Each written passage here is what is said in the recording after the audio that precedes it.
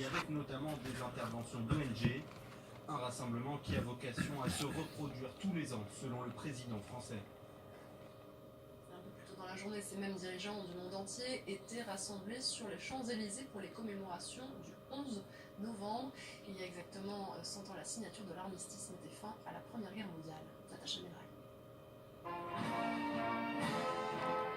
Une cérémonie hors norme pour commémorer les 100 ans de l'armistice. 70 chefs d'État et de gouvernement sont présents ici sous l'Arc de Triomphe, autour du président Emmanuel Macron. Le chef de l'État commence par passer en revue ses troupes. Un hommage est ensuite rendu aux soldats récemment morts pour la France.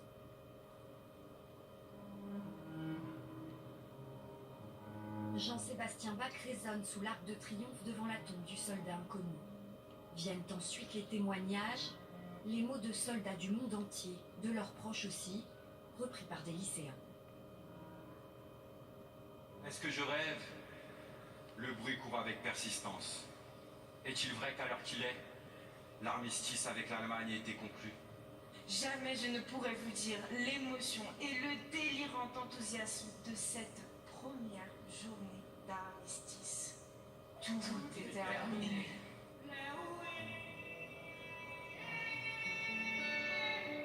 La chanteuse béninoise Angélique Kidjo rend hommage aux troupes coloniales ayant combattu en France. Une cérémonie tout en symbole placée sous le signe de la solidarité entre les peuples. Dans un contexte de regain de tensions diplomatiques et de tentation de repli sur soi, Emmanuel Macron a d'ailleurs rappelé l'importance du multilatéralisme. Additionnons nos espoirs au lieu d'opposer nos peurs. Ensemble, nous pouvons conjurer ces menaces que sont le spectre du réchauffement climatique, la pauvreté, la faim, la maladie, les inégalités et l'ignorance. Nous avons engagé ce combat et nous pouvons le gagner. Une cérémonie qui s'est achevée au son du clairon, le même qui, 100 ans plus tôt, annonçait la fin de la Première Guerre mondiale. Au Yémen, l'offensive sur Hodeïda se poursuit pour la première fois. Les combats se sont déplacés dans la rue. Les forces pro-gouvernementales ont investi un quartier résidentiel de l'est de la ville pour tenter d'en chasser les rebelles houthis.